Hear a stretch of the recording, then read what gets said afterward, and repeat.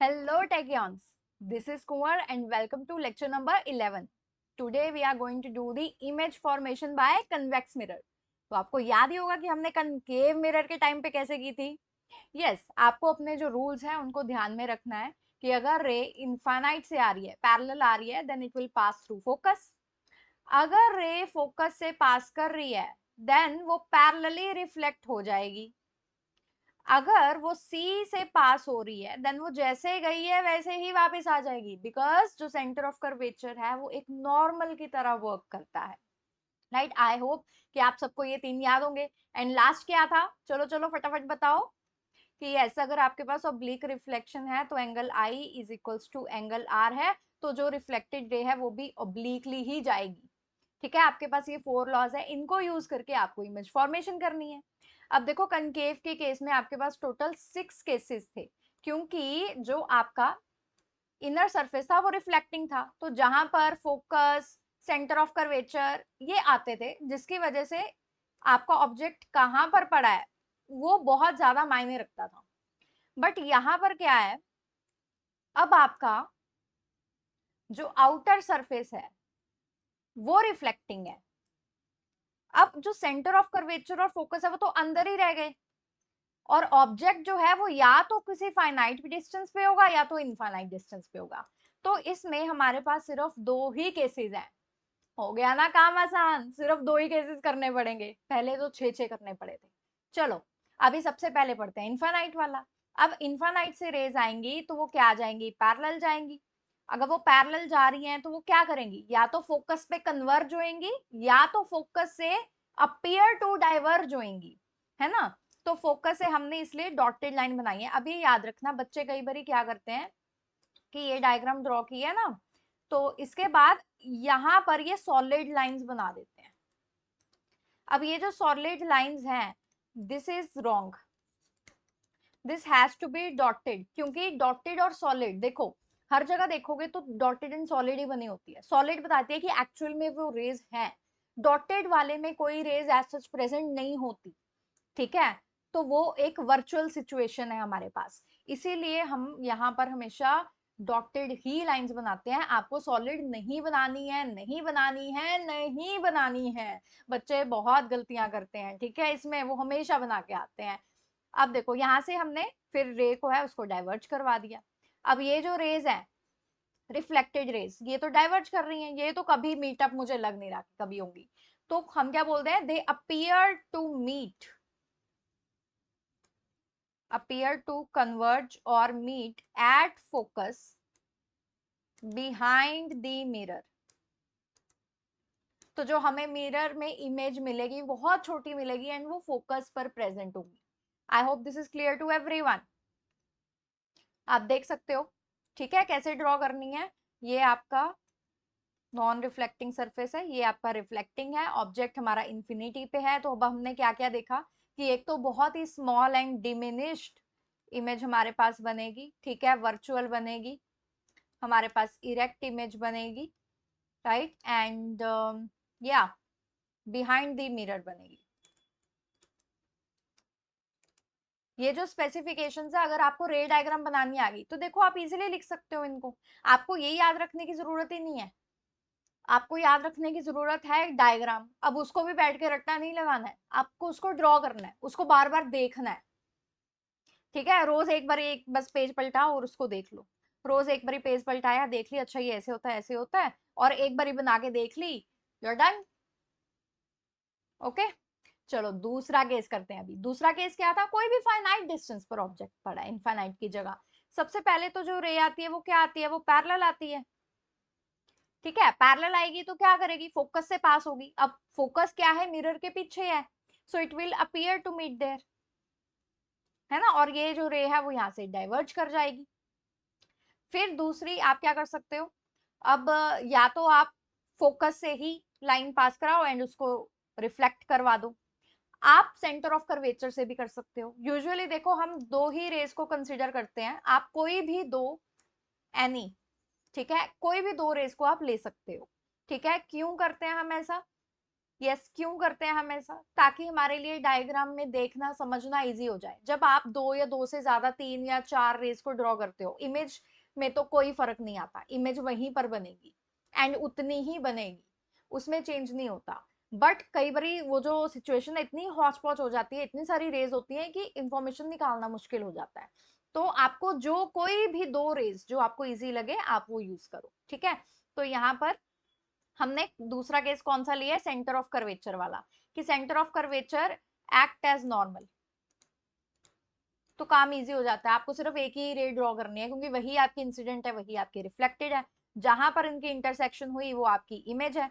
अब देखो इमेज आपकी स्मॉल है, ठीक है, बड़ी नहीं है, स्मॉल है, डिमिनिश्ड ही है, ठीक है। एंड आपके पास वर्चुअल इमेज है क्योंकि बिहाइंड द मिरर बनी है, ठीक है, इरेक्ट इमेज है,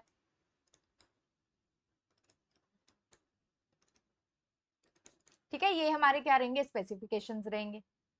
अब इन्हीं इंफॉर्मेशन का हमने क्या बनाया है, टेबल बना दिया है, ठीक है। अगर आपका ऑब्जेक्ट कहाँ पर है उस पे, एंड देन उसकी पोजीशन, देखो दोनों ही बिहाइंड द मिरर है, ठीक है, दोनों ही बिहाइंड द मिरर है।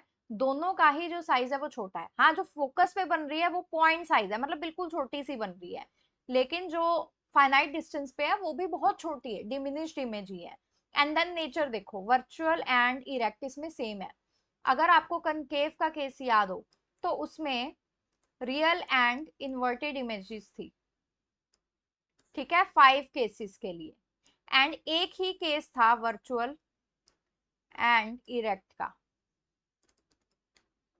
यहां पर क्या है, ओनली 2 केसेस, एंड वो भी क्या है, सेम, ठीक है। तो ये जो कन्वेक्स है वो ज्यादा इजी है याद रखना, ठीक है। इसलिए एग्जाम में भी क्या होता है, ज्यादातर वो क्या करते हैं कि कन्वेक्स का तो एक ही केस ही बनता है एक तरह से, है ना। तो कनकेव के बेस पे थोड़े ज्यादा क्वेश्चंस आते हैं, क्योंकि उसमें अलग अलग डिस्टेंस पे अलग अलग तरह की इमेज बनती है, तो इसलिए वो जब न्यूमेरिकल आता है तो उसको प्रेफर करते हैं। बट यस, ऐसा कोई हार्ड एंड फास्ट रूल नहीं है कि वहीं से आएगा, बट जस्ट बिकॉज उसमें केसेस ज्यादा हैं तो उसकी प्रोबेबिलिटी थोड़ी सी बढ़ जाती है, ठीक है।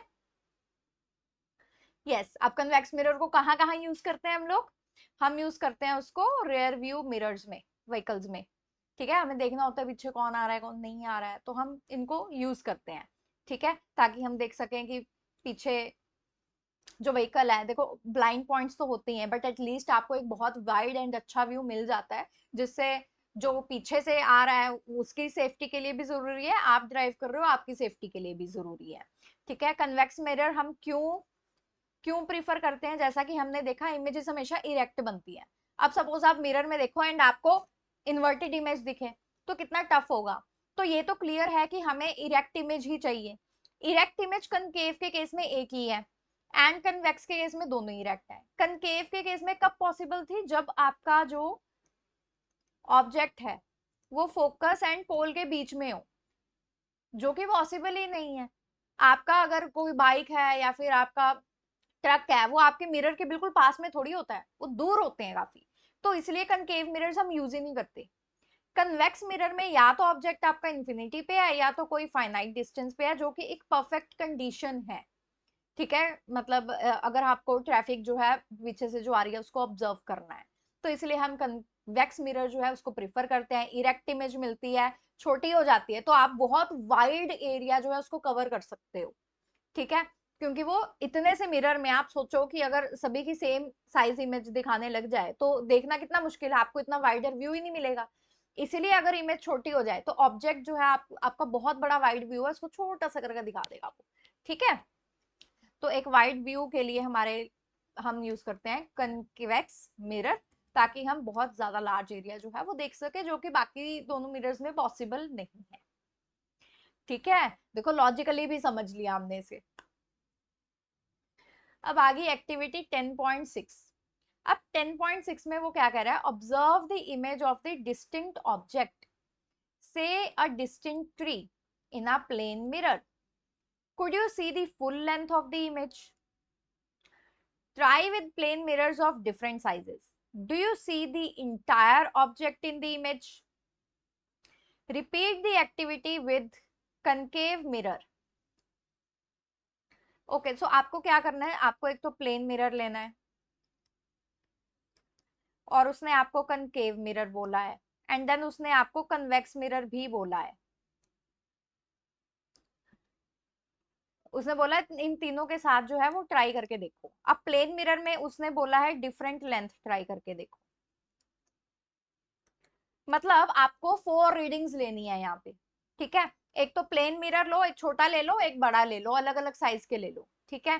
कनकेव मिरर लो एंड कन्वेक्स मिरर लो। उसने बोला कि बहुत दूर पे क्या है, एक पेड़ है जो कि बहुत बड़ा है, ठीक है, बहुत बड़ा है। आपने उसको ऑब्जर्व करना है, ठीक है, उस पेड़ को। अब जब आप उस पेड़ को ऑब्जर्व कर रहे हो, उसने आपने देखना है कि क्या मिरर्स में हमें पूरा का पूरा पेड़ दिखाई दे रहा है उसमें। आपको ये चीज ऑब्जर्व करनी है। तो अब आप ये एक्सपेरिमेंट करके देखो। आप मार्केट से easily concave mirror, convex mirror and plane mirror जो है, प्लेन मिरर तो घर में होता ही है, ठीक है, वो ले सकते हो एंड देखो कि आप क्या ऑब्जर्व कर रहे हो। यस, ये बहुत ही इंटरेस्टिंग चीज है। आपको बताती हूँ प्लेन मिरर में क्या होता है कि आपका जो साइज है वो इमेज का साइज दोनों क्या रहते हैं, बराबर रहते हैं, है ना। तो बिल्कुल स्टार्टिंग में जिन्होंने प्लेन मिरर वाला लेक्चर लगाया हुआ है, तो उसको ये चीज मालूम है कि अगर आपको फुल लेंथ देखनी है तो जो मिरर की हाइट है वो क्या होनी चाहिए, h/2, तभी आपको फुल लेंथ दिखाई देती है। मतलब अगर आपका जो ट्री है, अगर उसकी हाइट h है, तो जो आपका मिरर है, प्लेन मिरर, उसकी जो हाइट है वो h/2 होनी चाहिए, तभी पूरा का पूरा ट्री हमें दिखेगा, अदरवाइज हमें पेड़ नहीं दिखेगा। अब पेड़ जो है, देखो कि अगर आपका जो पेड़ है सपोज वो 15 मीटर बड़ा है, तो आपको 7.5 मीटर बड़ा मिरर चाहिए, which is not possible for you to arrange 7.5 metre बड़ा मिरर, पॉसिबल नहीं है, ठीक है। घर में भी यूजुअली 1 मीटर बड़ा ही मिरर होता है, इससे बड़ा तो नॉर्मली कोई यूज ही नहीं करता है, ठीक। इस तो ये आपका प्लेन मिरर के लिए हो गया। फिर आ गया कनकेव मिरर। कनकेव मिरर में अगर आपको याद हो, जब तक हमारे पास केस क्या थे कि इंफिनिटी पे है, बियॉन्ड सी है, एट सी है, सी एंड एफ के बीच में है, एफ पे है एंड पी एंड एफ के बीच में है। तो आपको याद हो कि यहाँ पर आपकी जो इमेज है वो क्या बनी थी, स्मॉल बनी थी, एंड यहाँ से आपकी जो इमेज है वो बड़ी बननी स्टार्ट हो गई थी आफ्टर सी, है ना। तो आपको कनकेव मिरर में पूरी इमेज दिखाई देगी डिपेंडिंग अपॉन द डिस्टेंस, कि आपने अपना ऑब्जेक्ट जो है वो कहां पर रखा है, ठीक। But when it comes to concave convex mirror, now convex mirror में क्या है, आपका ऑब्जेक्ट या तो इन्फिनिटी पे होगा या तो फाइनाइट डिस्टेंस पे, एंड उसमें इमेज हमेशा छोटे ही दिखाई देगी। मतलब कन्वेक्स मिरर में आपको हमेशा full length and diminished image ही दिखाई देगी, so it will show always. And ये किस पे डिपेंड कर रहा है, ये ऑब्जेक्ट की पोजीशन पे डिपेंड कर रहा है। जैसे मैंने बताया प्लेन मिरर है, उसका at least half of the height of the object, इतना उसका लेंथ होना चाहिए तो होगा। तो अब ये सभी केसेस को देखते हुए हम क्या कंक्लूड कर सकते हैं कि जो कन्वेक्स मिरर है वही हमारे लिए बेस्ट चॉइस है, क्योंकि आपको और कुछ नहीं देखना है, आपको सिर्फ कन्वेक्स मिरर लगाना है एंड आपको पूरी इमेज मिल जाएगी। बाकी सब में कितना झंझट है ना। सो आई होप आप सबको ये सब क्लियर हो गया होगा कि कन्वेक्स मिरर क्या होता है, इमेज कैसे बनती है। एक्टिविटी में हमने ये देखा कि ओके अगर हमें एक डिस्टेंस ऑब्जेक्ट की अगर इमेज लेनी है तो कैसे कन्वेक्स मिरर जो है वो बेस्ट चॉइस रहेगा हमारे लिए। If this lecture was useful to you and आपको चीजें अब रट्टा नहीं मारनी पड़ रही है एंड चीजें समझ आ रही हैं, then do subscribe to the channel and like this video and share it with your friends. Thank you and I'll see you in the next video.